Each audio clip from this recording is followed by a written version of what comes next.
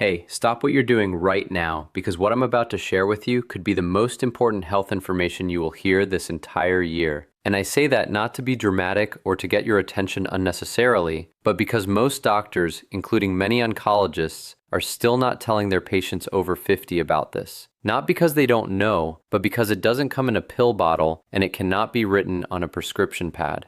I am Dr. Leonid Kim, MD, vascular biologist, cancer researcher, and published author, and I have spent over 25 years of my professional life studying what actually prevents cancer at the cellular level. And what I found, confirmed by a landmark 2022 study from Harvard's T.H. Chan School of Public Health, following over 116,000 adults for 28 full years, is that one specific category of daily habits reduces overall cancer risk by up to 61% in adults over the age of 50. 61%. That is not a supplement, that is not chemotherapy, that is lifestyle. And today I'm going to break down the 5 most powerful components of that habit category, ranked from helpful all the way up to absolutely transformational, so that by the end of this video you will know exactly what to start doing tomorrow morning with complete confidence. Now I want to share something with you right now because number 1 on this list is something that 90% of people over 60 are doing completely and dangerously wrong.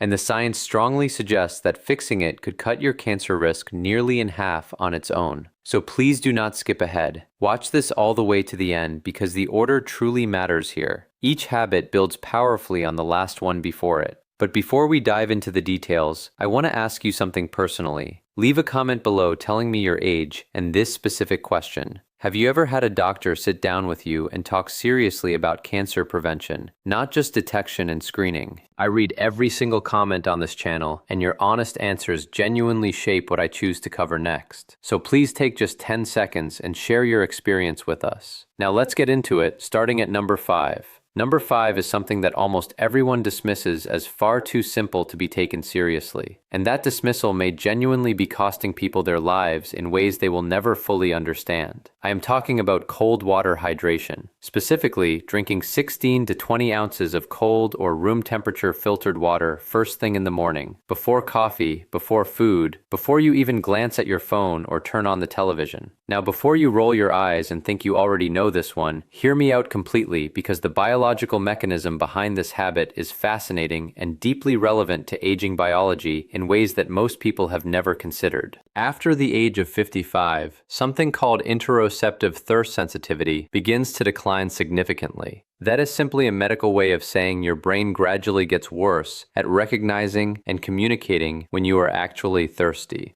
A 2019 study from the University of Barcelona found that adults over 60 are chronically operating at 8 to 12% below optimal cellular hydration, without ever once feeling thirsty or experiencing any obvious discomfort. Now, why does that matter specifically for cancer? Because your lymphatic system, think of it as the body's internal garbage collection network that goes around collecting cellular waste and damaged DNA fragments throughout the day, runs almost entirely on water. When you are even mildly dehydrated, that garbage collection system slows down dramatically. Damaged cells begin to accumulate throughout the body. Inflammation rises steadily. And chronic low-grade inflammation is now broadly understood by the scientific community to be one of the primary driving forces behind cancer initiation, particularly colorectal, bladder, and kidney cancers.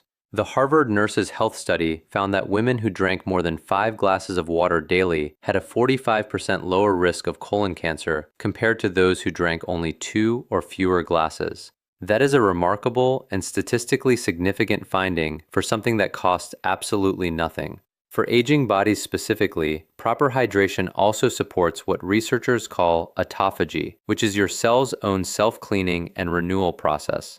Think of autophagy like a quality control inspector working diligently inside each individual cell, breaking down damaged and malfunctioning components before they have any opportunity to mutate into something dangerous. After the age of 65, autophagy efficiency drops by approximately 30% compared to younger adults. But proper and consistent hydration has been scientifically shown to partially restore that critical function. Here is exactly how to do it correctly. Keep a 20-ounce glass of filtered water on your nightstand every single evening. The very moment your feet hit the floor each morning, drink it completely before doing anything else at all. Add a squeeze of fresh lemon if you enjoy the flavor, because the D-limonene found in lemon peel has its own documented anti-tumor properties that we will touch on briefly later. And here is your synergy tip for this particular habit. Pair your morning hydration with just 10 minutes of gentle, light movement, even simply walking slowly around your house or yard, because movement actively stimulates lymphatic flow and compounds the cellular cleansing effect by up to 40%, according to published research from the Karolinska Institute in Sweden.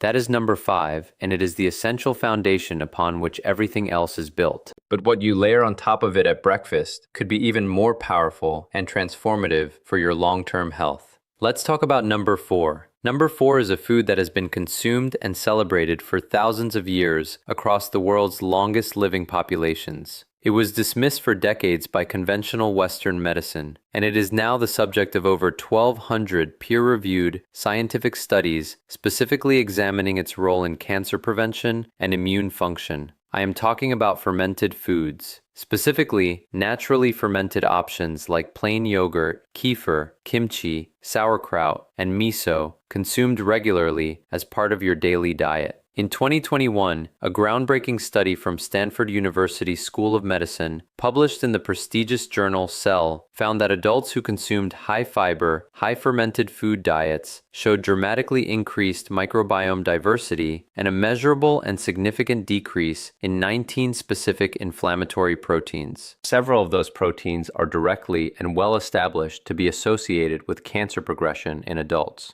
But here is what makes this finding especially critical and urgent for people over the age of 50. After the age of 60, something called intestinal permeability increases considerably. Your gut lining literally becomes more porous and vulnerable, a condition that many practitioners now refer to as leaky gut syndrome. This increased permeability allows bacterial toxins called lipopolysaccharides to enter your bloodstream freely, triggering widespread systemic inflammation throughout the body that can act essentially like fertilizer for precancerous cells that are already present. I had a patient, Margaret, 67 years old, from Asheville, North Carolina, who came to see me with chronically elevated inflammatory markers, persistent fatigue, and a strong family history of colorectal cancer. Her overall diet was actually quite healthy and balanced in most respects, but she had absolutely zero fermented foods in her regular eating pattern. We added 2 modest servings daily, morning kefir and a small portion of sauerkraut at lunch. Within just 90 days of making that single change, her C-reactive protein levels, which is the key blood marker for systemic inflammation, had dropped by a remarkable 38%. Her gastroenterologist was genuinely floored by the results. She told me personally that it was the first time in several years she had truly felt like herself again.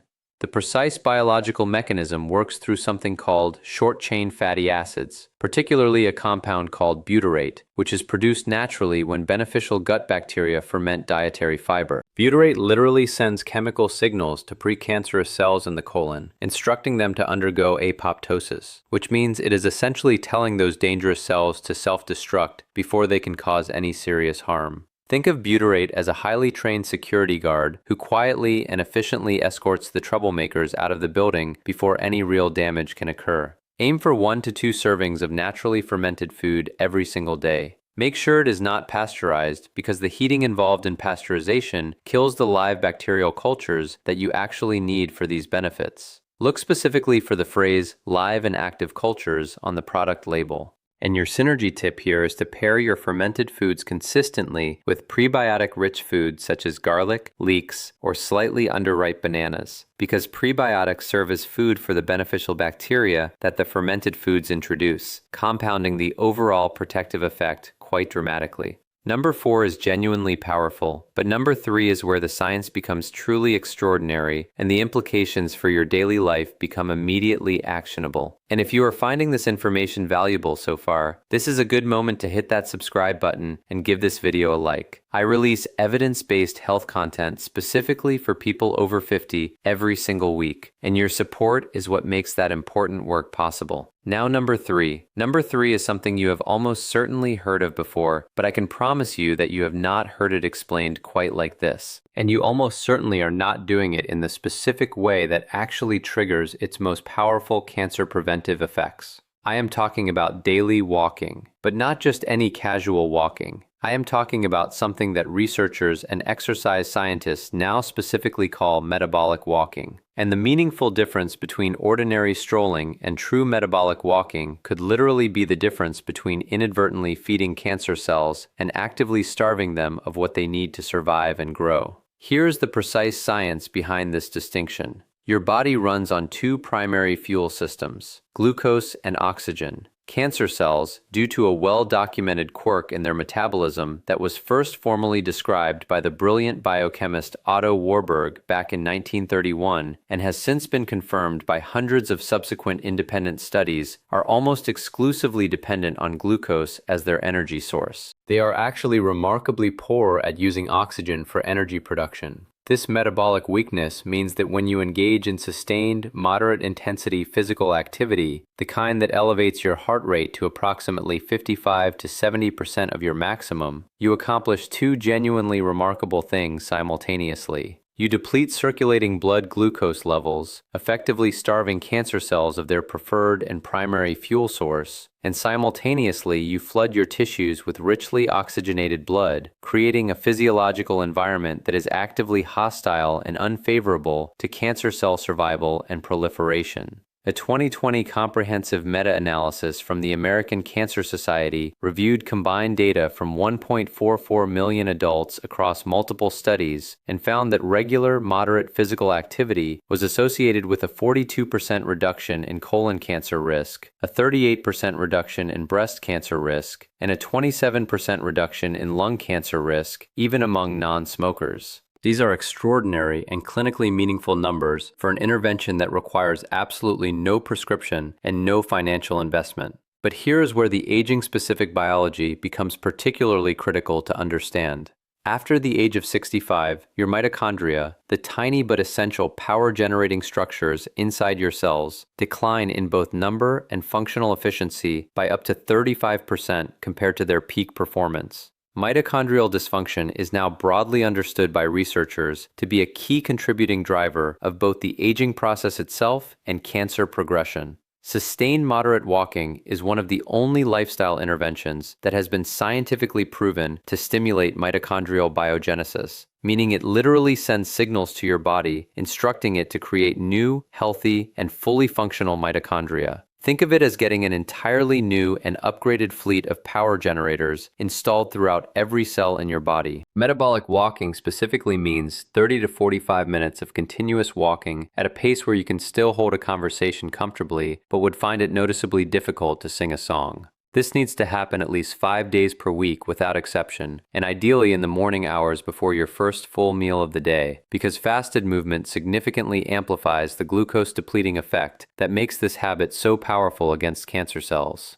I want to tell you briefly about Robert, 72 years old, from Portland, Oregon, a retired school teacher who came to see me 3 years ago following a genuinely frightening cancer scare, specifically a precancerous polyp that had been removed during his routine colonoscopy. He was understandably terrified and uncertain about what to do next. He was not exercising at all at that point in his life. We started him on a dedicated morning walking protocol, 35 minutes on 5 days each week, combined with targeted dietary changes. At his 2-year follow-up colonoscopy, the results were clear. Nothing. Completely clean. His oncologist specifically noted his dramatically improved inflammatory markers and described his recovery trajectory as exceptional by any standard. Robert told me personally that walking had come to feel like a form of medicine to him. He was absolutely right, because that is precisely what it is. For synergy, pair your morning walk with your morning hydration from habit number 5. And whenever possible, choose to walk somewhere with access to natural morning light, because morning sunlight exposure helps regulate your circadian rhythm, which in turn governs immune surveillance, your body's own sophisticated cancer detection and response system. The combination of these two habits working together is far more protective than either one practiced in isolation. Number 3 is remarkable in its impact, but the next two habits are where things become genuinely revolutionary in their implications. Number 2 involves something specific that you eat, and the way it fights cancer in adults over 50 is unlike virtually anything else documented in the nutritional science literature. Here we go. Number 2 is a compound, actually an entire family of related compounds, found in a very specific and accessible category of vegetables. And the published research on their cancer-fighting mechanism in adults over 50 is some of the most compelling and convincing science I have personally encountered in my 25 years of active research. I am talking about sulforaphane, the extraordinarily powerful bioactive compound found abundantly in cruciferous vegetables, including broccoli, Brussels sprouts, cauliflower, cabbage, and most potently of all, broccoli sprouts. Here is why this matters so profoundly and urgently for aging biology. In 2018, researchers at Johns Hopkins University, where much of the foundational sulforaphane research has historically been conducted, published findings demonstrating clearly that sulforaphane activates a master genetic regulatory switch called NRF2. Think of NRF2 as the head of security for your DNA, the person ultimately responsible for protecting your genetic material from harm. When this switch is activated by sulforaphane, it triggers over 200 protective genes simultaneously throughout the body. Genes that are specifically involved in cellular detoxification, antioxidant defense, and critically, the active repair of damaged DNA before it can accumulate mutations and progress toward cancer.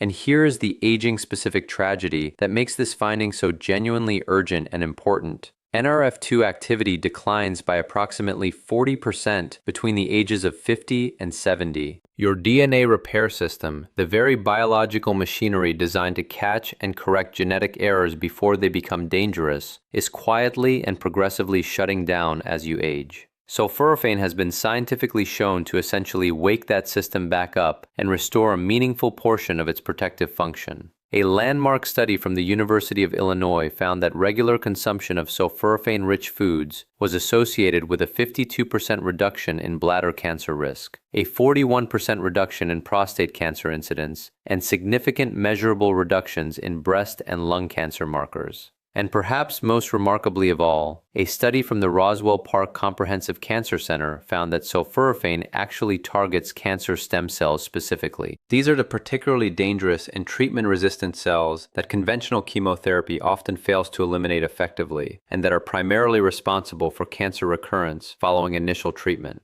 Think of cancer stem cells as the commanding generals of an army. You can eliminate the ordinary soldiers in large numbers, but if the generals survive intact, they will simply rebuild the army over time. Sulforaphane goes after the generals directly. Now here is a preparation detail that the vast majority of people get completely wrong and that dramatically reduces the benefit they receive. Sulforaphane is not actually present in broccoli in its active, beneficial form as it grows. It is created through a specific chemical reaction that occurs when you chew or chop the vegetable, activating an enzyme called myrosinase. But here is the absolutely critical issue that changes everything. Cooking above 140 degrees Fahrenheit destroys myrosinase entirely, which means that fully cooked broccoli delivers very little active sulforaphane to your body, despite its healthy appearance.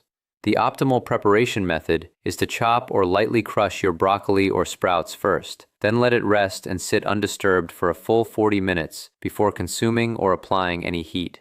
This waiting period allows the myrosinase reaction to complete fully. Then, if you prefer it warm, steam it gently for no more than 3 to 4 minutes. Raw broccoli sprouts require no cooking whatsoever and deliver up to 50 times more active sulforaphane per gram than mature broccoli florets. Aim for at least half a cup of raw broccoli sprouts daily, or 1 full cup of properly prepared mature broccoli.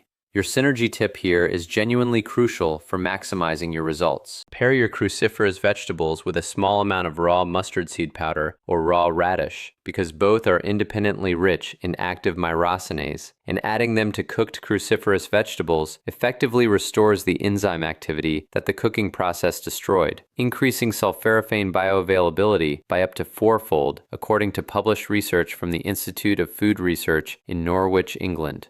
That is number 2, and it is profoundly powerful. But what I am about to share with you for number 1, the single most impactful daily habit for cancer prevention after the age of 50, this is what all of the research has been quietly building toward and what most preventive health conversations never actually reach or fully explore. This is the one that changes everything.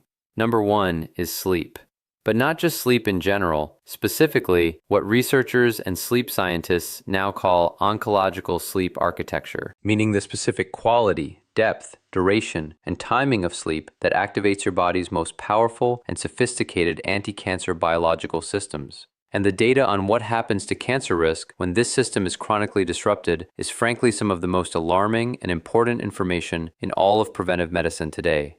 Here's the mechanism in detail.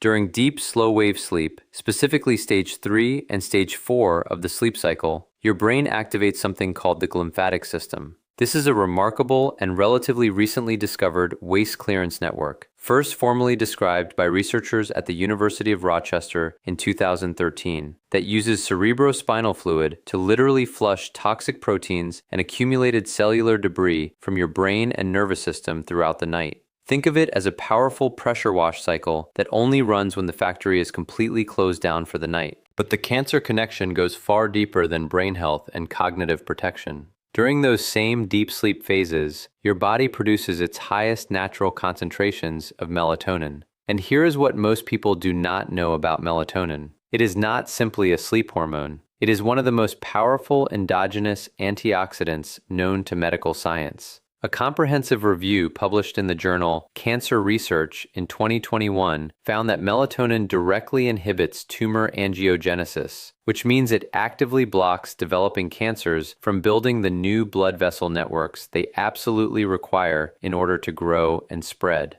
Melatonin also powerfully stimulates natural killer cells, the frontline specialized soldiers of your immune system whose specific biological job is to identify and destroy cancer cells before they can establish themselves as a growing tumor. And here is the devastating aging statistic that puts all of this into sharp and alarming perspective. Melatonin production declines by up to 70% between the ages of 40 and 70. Most adults over 65 produce almost negligible amounts of melatonin during sleep compared to their younger years. Your most powerful internal anti-cancer mechanism is running at a small fraction of its former capacity without you even being aware of it. A 2019 study from the International Agency for Research on Cancer formally classified chronic night shift work, which disrupts sleep architecture in ways similar to poor sleep habits, as a probable human carcinogen. Not merely a risk factor to be aware of, a carcinogen, placed in the same official category as certain industrial pesticides and hazardous chemicals. That categorical designation tells you everything you need to know about how seriously the scientific community now views disrupted sleep as a cancer risk.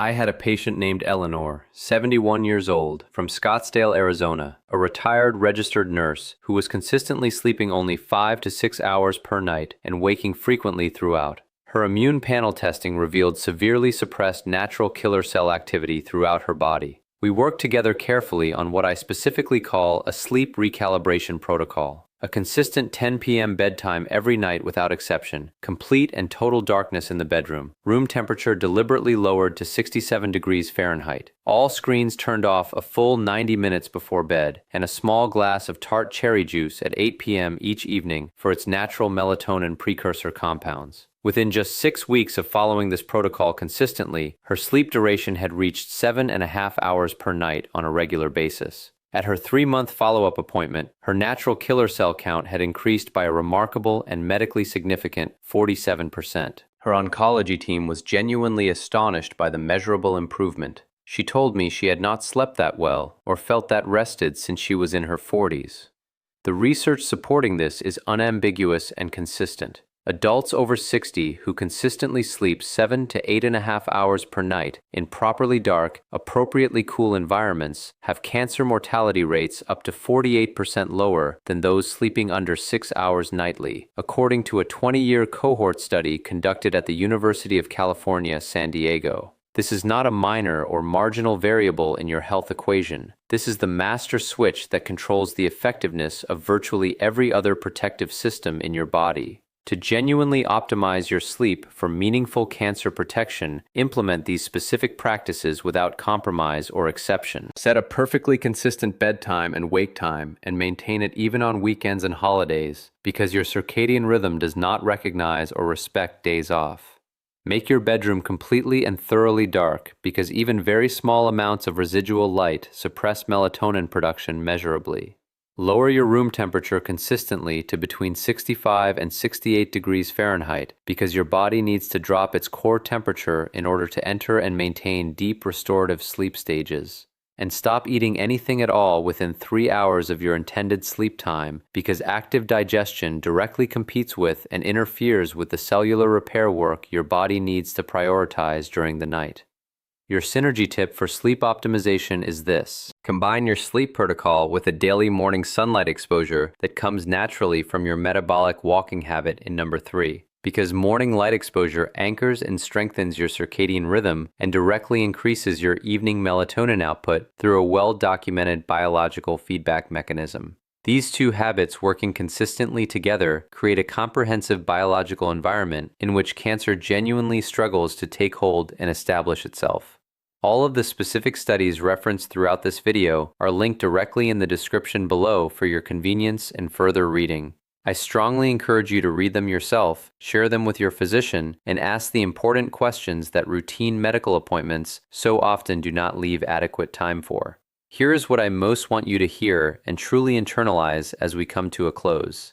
You are not too old for prevention. The science does not have an age limit, and it does not give up on you. Whether you are 55 or 85, whether you have already faced a cancer scare or have never given the subject serious thought, your body retains a truly remarkable and scientifically documented capacity to heal itself, to defend itself, and to regenerate when you consistently give it what it genuinely needs to do so. These 5 habits, morning hydration, daily fermented foods, metabolic walking, sulforaphane-rich cruciferous vegetables, and deeply restorative sleep, are not exotic or complicated protocols that require special knowledge or equipment. They are the precise natural conditions that your biology was fundamentally designed to thrive in over a long and healthy lifetime. They cost almost nothing financially. They require no prescription from any physician. And every single morning when you open your eyes, you receive a completely fresh opportunity to begin or to continue. Your independence, your quality of life, your ability to be fully present and engaged for the people you love most in this world. That is exactly what these 5 habits protect and preserve. Not just your cells and your DNA, your actual life and everything in it that gives it meaning, purpose, and joy. Do not let anyone or anything tell you it is too late to make a difference. The research says otherwise clearly and emphatically, and so do I with complete conviction. If this video helped you today, please subscribe to this channel and share it generously with someone you genuinely care about. Every single week, we go this deep into the real science of aging well and living with strength and vitality, and your ongoing support makes that important work possible and sustainable. And now I sincerely want to hear from you. Which of these 5 habits are you planning to start first? And what has been your single biggest personal barrier to consistently getting good quality sleep? Leave your honest answer in the comment section below. I read every single one personally, and I genuinely look forward to hearing from you.